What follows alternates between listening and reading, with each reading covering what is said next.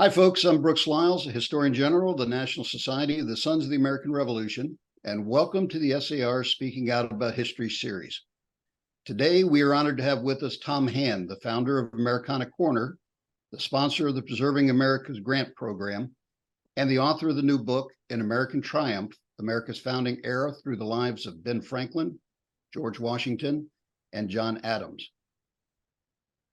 Tom masterfully blends the personal experiences and historic milestones of these three founding fathers into an engaging narrative written for the everyday American. Both enlightening and entertaining, An American Triumph includes 130 historic images and a dozen beautifully detailed maps, along with several Why It Matters sidebars, which provide a broader view of America's creation and informs readers of often overlooked but still important events and personalities. I found the 31 short biographies of both well-known and lesser-known patriots to be particularly enjoyable. Tom graduated from the United States Military Academy at West Point and is a proud member of the class of 1982. After leaving the military, he went on to create the Gilman Cheese Corporation. Now retired, Tom spends most of his time on Americana Corner, but also serves on the board of trustees for the American Battlefield Trust. He has supported the SAR Museum through the Preserving America's Grant Program, which funded the preservation of the Pomeroy Fowler. He has the good fortune to be married to his best friend, Char. She reviews all of his works and provides unending support. He enjoys reading books on American history, classic novels, and playing his guitar. Tom, welcome to Speaking Out About History. The floor is yours now to give us an overview of the book, Americana Corner, and the Preserving America's Grant Program. And then we'll get into the questions provided by our members. Oh, thank you, Brooks, for having me here. This is it's a real honor to talk with you guys, and thank you so much for inviting me in. Thank you for the background. I won't bore people with more background on me. That was plenty. I started Americana Corner in 2020. I wanted to remind my fellow Americans of the nation's incredible history, and also to remind them of the inspirational nature of our founding era. I'm concerned that we're starting to lose sight of that. And so I created AmericanaCorner.com and started writing stories on America's first century. And currently we post an 800-word story every Tuesday and a corresponding 2.5-minute video every Friday on the same subject matter. But I felt like I could do even more than that. And so I started the Preserving America Grants Program. It's the Preserving America Grant Program was designed to get money into the hands of other early American history organizations so that they could continue to tell their part of the great American story. And it's been a real blessing. To date, we've given out roughly 200 grants to organizations in 36 or 37 different states in DC, and the grants have totaled roughly $1.6 million. My vision for it, for the Preserving America Grant Program, is to the degree that I can, I want to preserve our nation's history. I really feel like an investment in our past is an investment in our future. And Char is very supportive of that. She lets me give away our wealth, and I'm just so blessed to have her as my partner. And so that's Americana Corner. The book itself, I wanted to write a book for the everyday American. I wanted to write a book that wasn't just filled with informational and inspirational stories, but also one that, in my opinion, was a visual masterpiece. They had a lot of great pictures, a lot of great maps. I had a dozen maps custom made for me by a place in Wisconsin. And because a book has to be entertaining, I didn't write it for the scholars out there. I didn't write it for the academicians, nothing against them, but I wanted to write a book that the common man could wrap his mind around. Not too much detail, but enough detail to get the idea of what happened during our revolutionary period. And I hope I've achieved that. I also wanted to make it somewhat entertaining. Who doesn't like looking at pictures and maps as they're going through a book? And what better way to convey the spirit of the times and to see the images of the men and the women and the events from back in the founding era. And so I'm pleased with what we created, and I hope our readers, the ones that buy it, are pleased as well. It was certainly a labor of love, and we have more coming.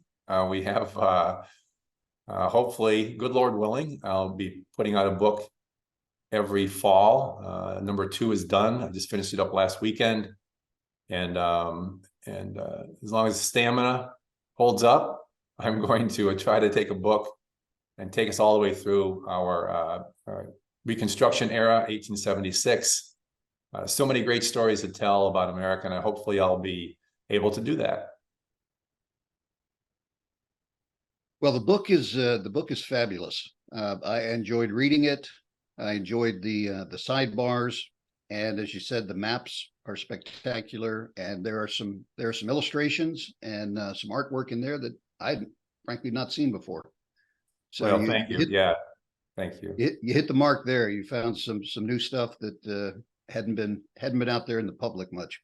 Thank you. I appreciate that. It's and I hope my fellow Americans like it as well. That's really why I'm writing it. All the money that comes from book sales goes back into funding the Preserving America grant program. Now that's a small part. The rest comes from our wealth, but it's all for it's all for a good cause. Well, excellent. Let's get into the questions now. We've got 10 questions submitted from SAR compatriots.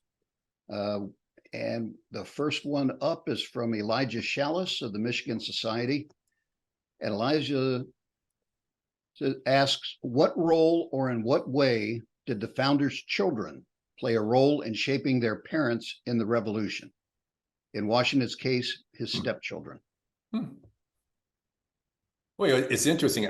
Right off the top of my head, I'd say not much. Franklin had an illegitimate son, as you know, William, they became estranged at the end of their lives because of William being a loyalist and going to England. George Washington's stepson, Jackie, got camp fever at Yorktown, died shortly after the surrender. Jackie was in the House of Burgesses largely because of his name, and I think he was a bit of a disappointment to the general. And John Adams famously, of course, had John Quincy Adams, maybe the best Secretary of State ever, as well as president, of course. But the other kids, not so much. Thomas was an alcoholic, and so I would say the short answer is that they didn't affect it much. It was a different era back then. It was not kid-centric the way it is today. It was the parents in that generation back then felt their role was to teach the children, and children were to be seen and not heard. And I think they all took on that role to teach morality and ethics down to the kids, not to have the kids teach them things. What are your thoughts on that, Brooks? Is that how you see it or not? Well, I do. Life expectancy wasn't that great either, and both George Washington and Benjamin Franklin lost their fathers young in their lives. I think you point out quite well that John Adams Sr.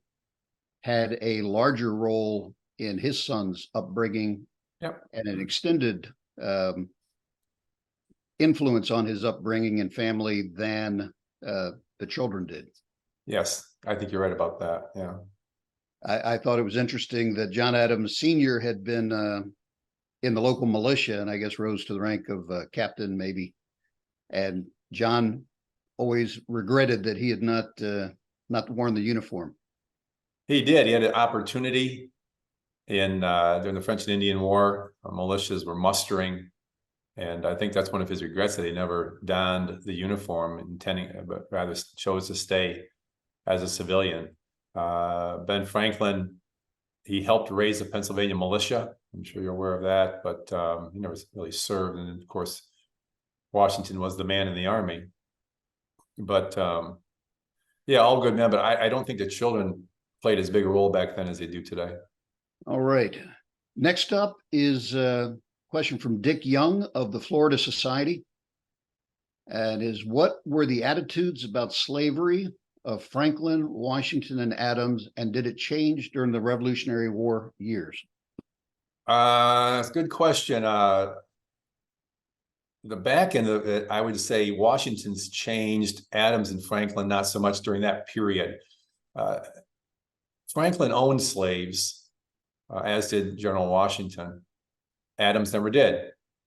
In fact, Adams wouldn't even rent slaves. You could rent slave to work on your farm, and he even refused to do that. He was very much a principled man, and he felt it was wrong. Franklin, after spending time in England, came back in, I think, 1760-ish, and became more of an abolitionist. He wasn't that ahead of time. He had his slaves when he was a younger man before he went overseas. But his views evolved, and by the Revolution, he was a staunch abolitionist, as was John Adams throughout his life. General Washington is interesting. General Washington is the only famous founder, who freed his slaves, but even General Washington did it after he passed away, and only the slaves, of course, that he owned. He didn't own all the slaves at Mount Vernon. But one of the things that surprised me about General Washington, and he's, I think, the greatest man this country's ever produced, is that a man that is so conscientious, didn't forego the natural benefits, financial benefits of having the slaves, his investment, and releasing them.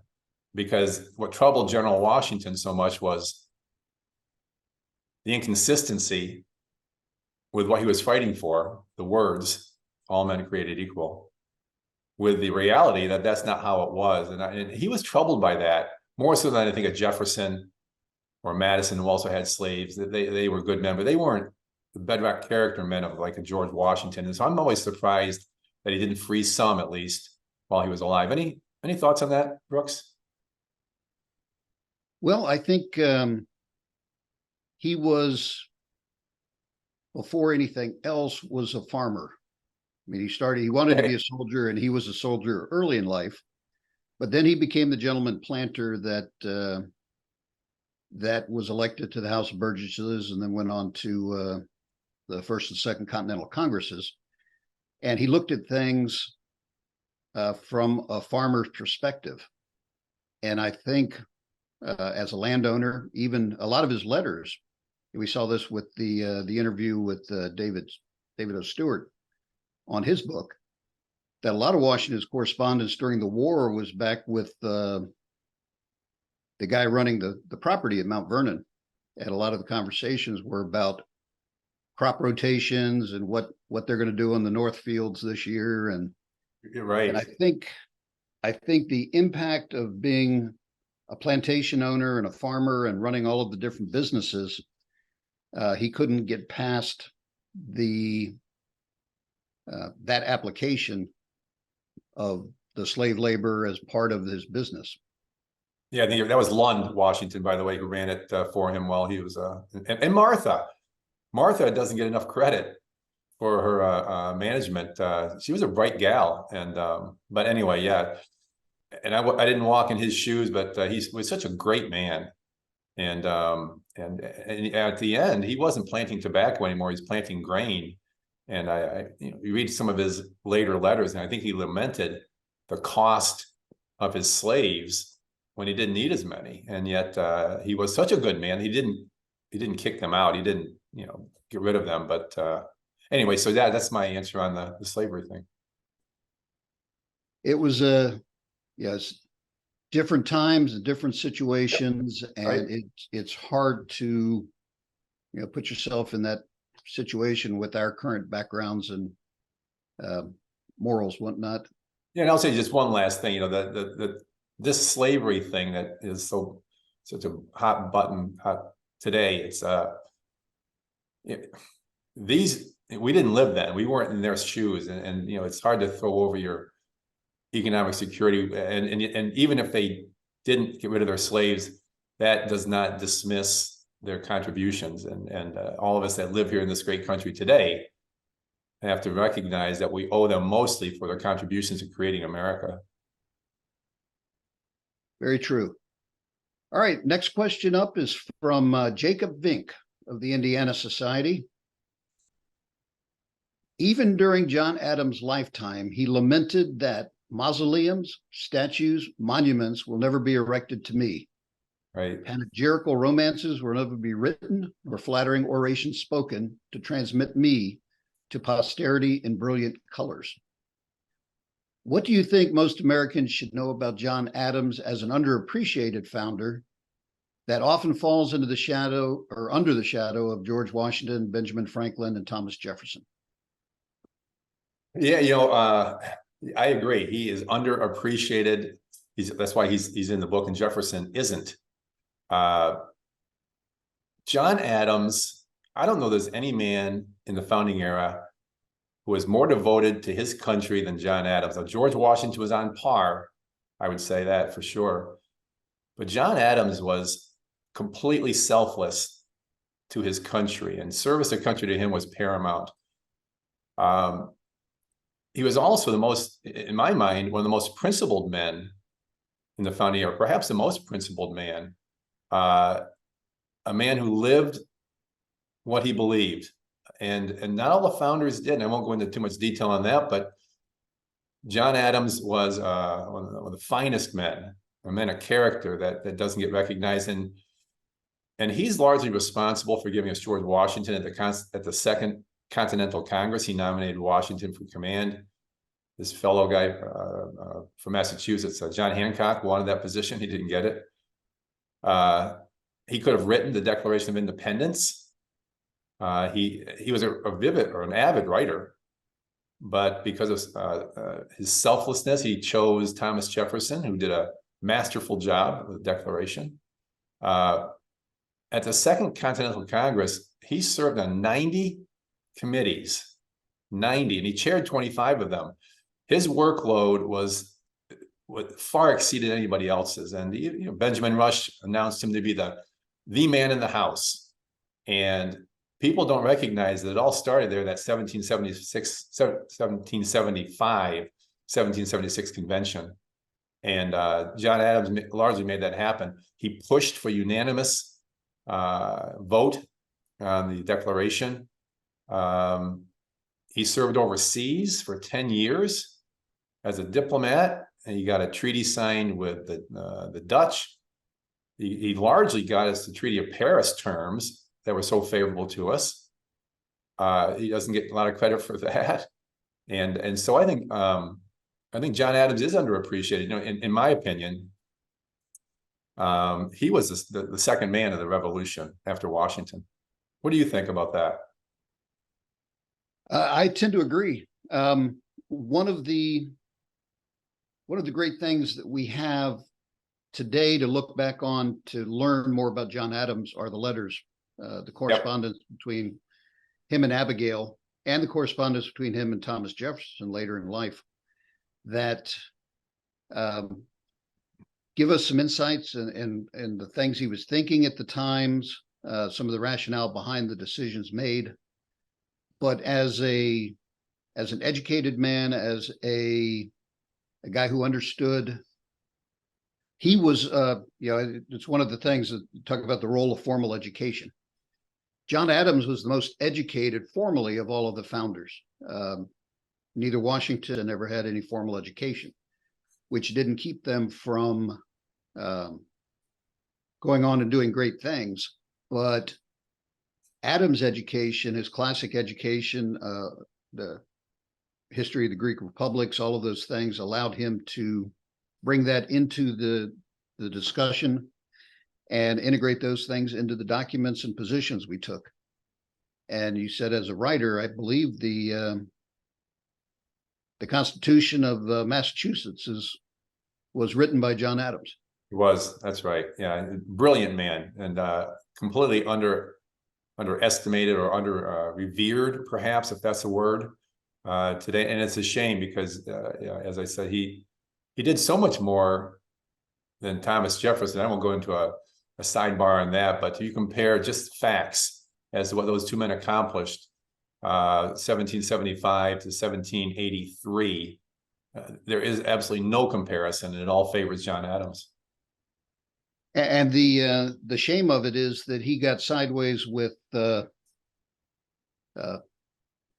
Hamilton, and his run for a second term was undermined, not because of differences in the Federalist Party or how things should be done, but over personal spite and bad blood between those two. Yeah, if you remember, 40 days before the election, Alexander Hamilton published a 50-page pamphlet on all of John Adams' faults. And anyways, but yeah, I won't go into Alexander Hamilton. Yeah, that's a whole nother story. Whole nother story for another book, maybe. It is another book. That's right. All right. Next question up is from Bobby Hulse of the Kansas Society. Said, in the case of each of these men, does anyone come to mind that if they were not there, could have done what they did? Or would the country have floundered without these three? Great George Washington. I don't say an easy one for me, but Ben Franklin contributed in his way. John Adams, I certainly contributed a lot, but I think without George Washington, the United States isn't created, and that's just indispensable, I think, is how he's been termed by some historians. It's a great way of stating his significance. First in war, first in peace, that kind of thing.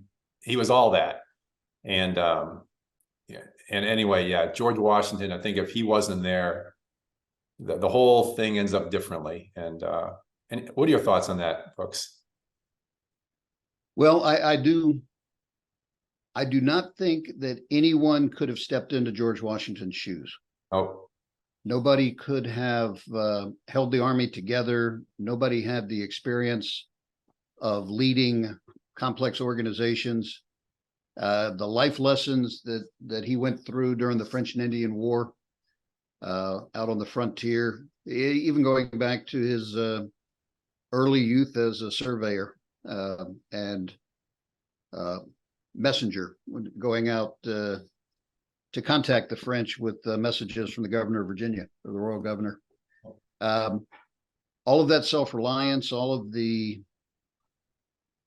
patience and the ability to keep your eye on the ball that George Washington had when others around him were plotting against him, when others were questioning his professionalism, when even trusted aides were potentially conspiring and writing letters questioning his professionalism. It was pretty much a monumental accomplishment that he was able to do what he's done over the course of the war, and then to go into retirement and be called back out to come in and assume that the mantle of leadership in the civilian government. That speaks volumes about his vision, and I think that's the key, is having a vision and being able to stay the course. Yeah, I agree. He was that oh so rare combination of the courage required to lead men into battle fearlessly and from the front, and yet humble enough to step down from authority twice at the Annapolis Congress, and then when he didn't accept a third term. That combination of courage and humility is just so rare, and I didn't see those two traits blended to that degree in any other of the founders. Next question up is from Chris Grimes of the North Carolina Society. Considering all of Benjamin Franklin's accomplishments, inventions, and discoveries, which one do you feel had the most lasting legacy? That's a great question. In my mind, the greatest thing Ben Franklin did for this country was he taught us to be civic minded. And in fact, one of the chapters in the book is called Civic Minded Ben Franklin. And Ben Franklin, he was such a phenomenal man in thinking of the society around him and making it better. He never patented any of his inventions, the Franklin stove, bifocals, the urinary catheter, for whatever that's worth, and he never patented anything because he felt American society would benefit more if other people could use his ideas. He founded a debate society that became the American Philosophical Society because he wanted the exchange of ideas to make society better. He established the first hospital and the first medical school, Philadelphia Hospital. He founded an academy that grew to be the University of Pennsylvania.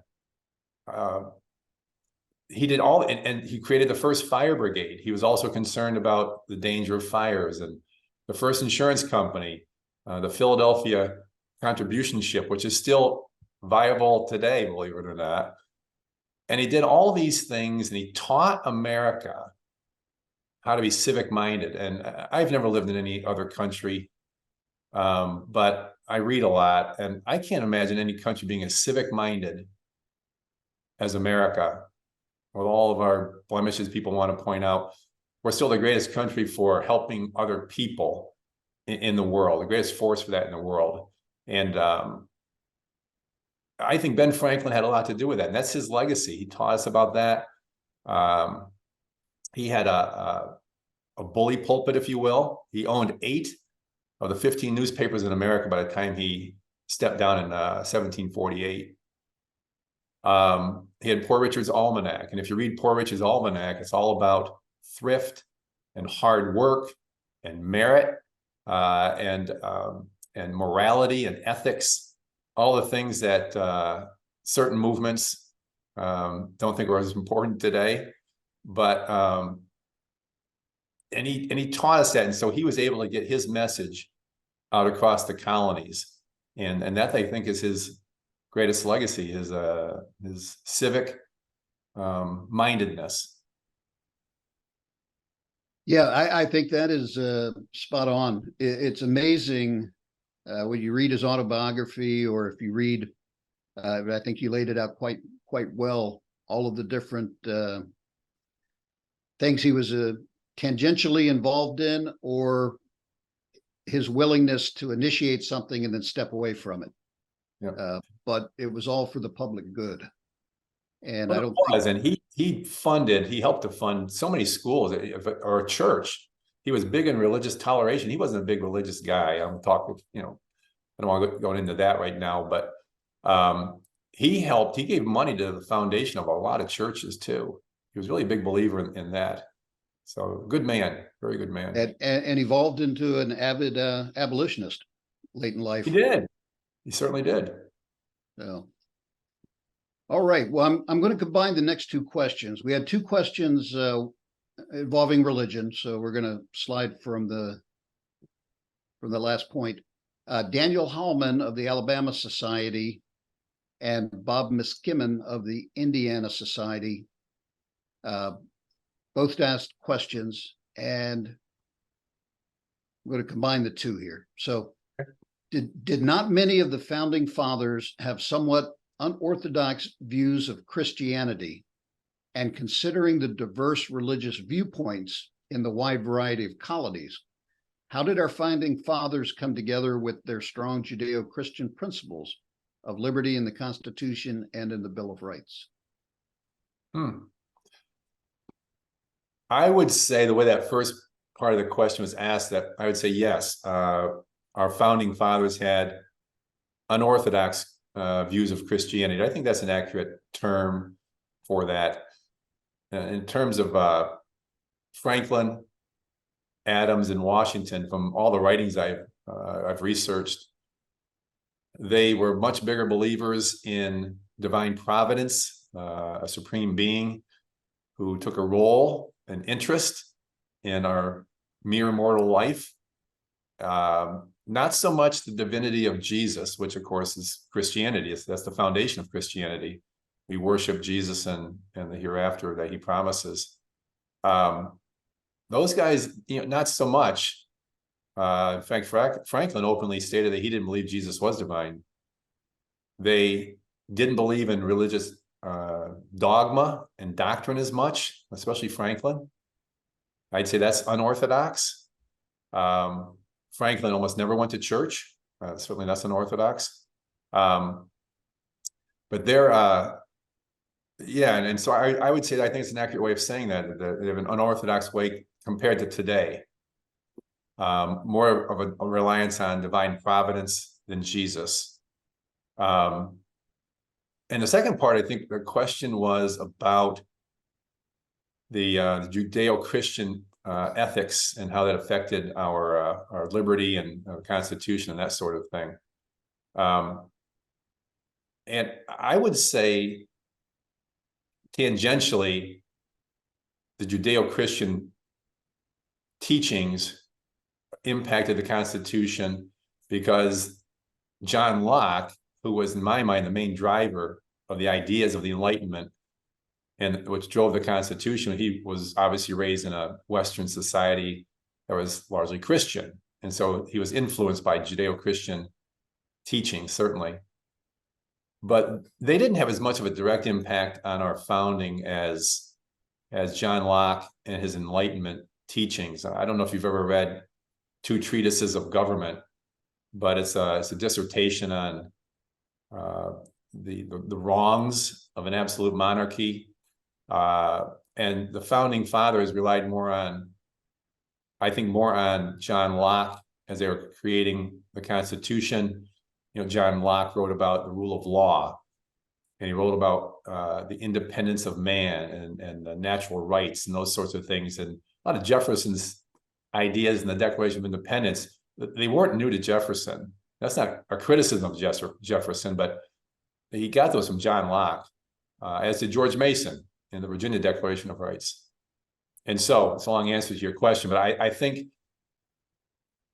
the Constitution and the Bill of Rights was more an Enlightenment influence than a direct Judeo-Christian influence. What do you think, Brooks? Is that accurate in your mind or not? I think you're on it. A lot of the prose of the writing is religious or divine intervention, or not divine intervention, but we are endowed by the Maker with certain inalienable rights. So there's an acknowledgement that there is a greater being. Yep, that's right. But the specific interpretations, I know that a lot of them were Anglican influenced. Washington certainly with the churches up in Northern Virginia, which were of the Old English, and he was a member, not a member of the vestry, but he was. I think he was a vestryman, and vestryman, at the Truro Church. Yeah. So it was a part of their lives. John Adams, it was certainly a part of his life, his and Abigail's. But I think the practice, and I've heard other people say that some of them were influenced, were deists, or there's some other. Yeah, I've heard that term as well. Yeah, and Franklin, who was probably the least religious of them, Ben Franklin saw the great benefit in religion, in formalized religion, as the best medium for teaching morality and ethics. He didn't care for the dogma and the doctrine, but Ben Franklin was one of the smartest guys this country's ever produced, recognized that Jesus, divine or not, greatly improved this world by his teachings, the morality. And that morality is obviously present in America today. It was present back then. And so religion certainly had a deep role in our founding era and how it was shaped in all their minds, I think.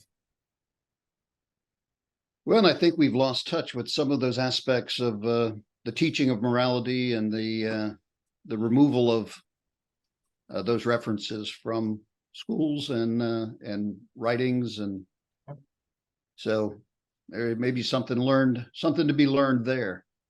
You know, Washington in his farewell address speaks at length about religion and morality being the pillar, the foundation of sound society.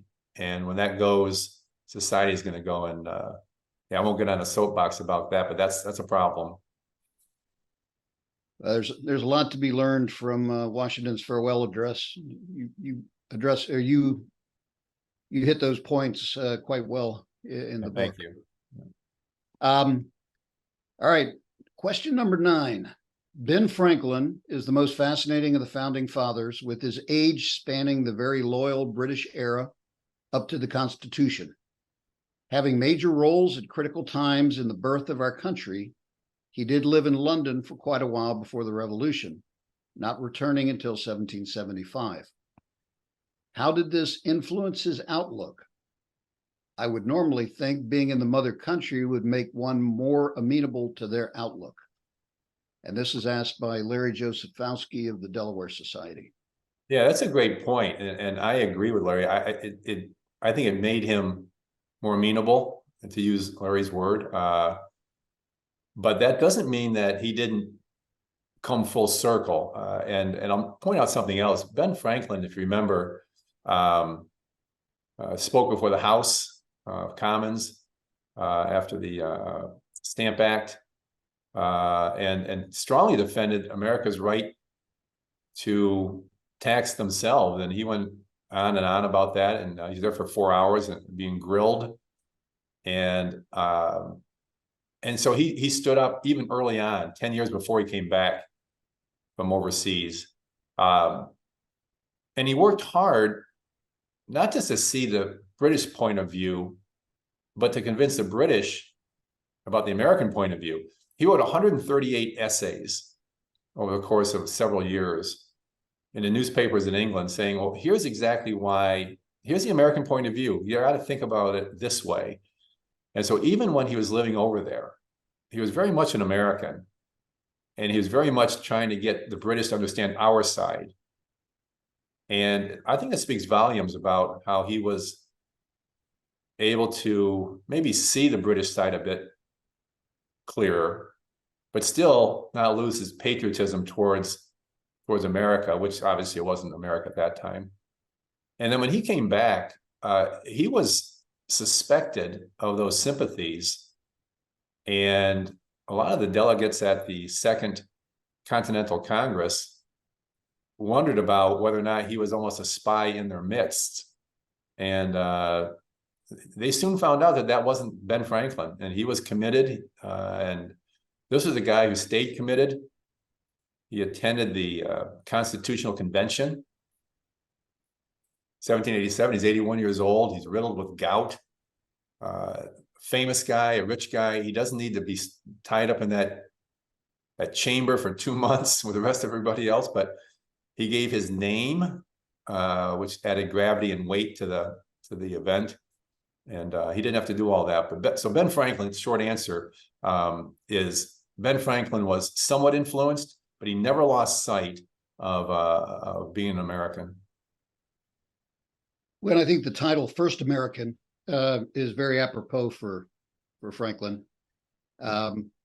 He did undergo quite a grilling in the Privy Council over the leaking of the Thomas Hutchinson papers, which that didn't go so well, did it? Yeah, that was he was a devious guy in a lot of ways, not devious or mischievous, but he was played a lot of different angles, and in his writings, under various pseudonyms, he could argue sometimes both sides of the same point if there was an objective to what he was trying to teach you. But he was very good at that. But that one did backfire on him, and I think that, along with a couple of the reactions to the various acts that were put into play after the by the British Parliament to keep the colonies under the thumb of Parliament, not necessarily the Crown. Yeah, that's right. But they convinced Franklin that they truly did not have the best interest of the North American colonies at their heart. And going back to his civic mindedness, you got to look out for your own. And I think, yeah, I agree. And Ben Franklin was sly like a fox, wasn't he? And John Adams was tenacious like a bulldog. I've always thought that those were the two animals. Anyway, yeah. So different personalities, but yeah, I mean, Franklin was he worked the angles a bit. Mm-hmm. Well, and they were both very, very dogmatic in their approach. They weren't gonna let you beat them. They may get buffeted, but they're gonna go back, regroup, and then come at a different angle or rethink the issue. So very flexible in that regard. And both, importantly, loved America and wanted the United States to survive and prosper. And I think they were both willing to subjugate themselves to the will of the majority when it was in the best interest of the nation. That's right. All right. Our last question is from Shane James of the International Society. And this is a good kind of wrap up to our interview here. So what do you hope the takeaway for modern Americans is from your book? Well, I don't want to sound too preachy here, but my hope is that I will rekindle the spirit of patriotism in my fellow Americans. I'm just one guy. I'm trying to do what I can to make that happen. I think we have stopped being the cheerleader for our country that we used to be. I think some people find it, I don't know, not silly, but the flag waving isn't what it used to be, and I'm hoping that I will rekindle that spirit of patriotism, that respect and reverence for our founding generation, and be proud to thump our chest and say, yeah, they were our guys, and we just love this country. And anyway, I'm getting on my soapbox, but that's what I'm hoping to do. Just rekindle the spirit of patriotism in my fellow Americans. Well, Tom, we appreciate you. The book is wonderful. We encourage all of our guys to go out and get that. It would make a wonderful Christmas present. We are at that time of the year. That's right. And what I really like about it is that it is, if you're looking for a primer, if you want somebody to learn about the Revolutionary War era and the founding of this nation, these three founders, George Washington, Ben Franklin, and John Adams, and their lives encompass that period, the period of our founding. And you touch on all of the major points, all of the high points and many of the low points, but it is a great primer for learning about the American Revolution, and I highly encourage folks to get it. I'd like to thank you very, very much for spending an hour with us today, Tom. I do appreciate it. It's been an absolute pleasure, Brooks. And thank you for inviting me on. I really appreciate that. All right. Ladies and gentlemen, this wraps up our 12th Speaking Out About History interview. We're very, very happy to have had Tom with us today. And thank you all for the submission of the questions. We could not do this without your input. So we are in effect a crowdsourced interview series, and look forward to the next one. We're going to be talking to a young lady named Jenny Coate, who has written a series of historical fictions and also holds several educational camps for young writers. So more information to come on that in the future. And thank you all very much for your time.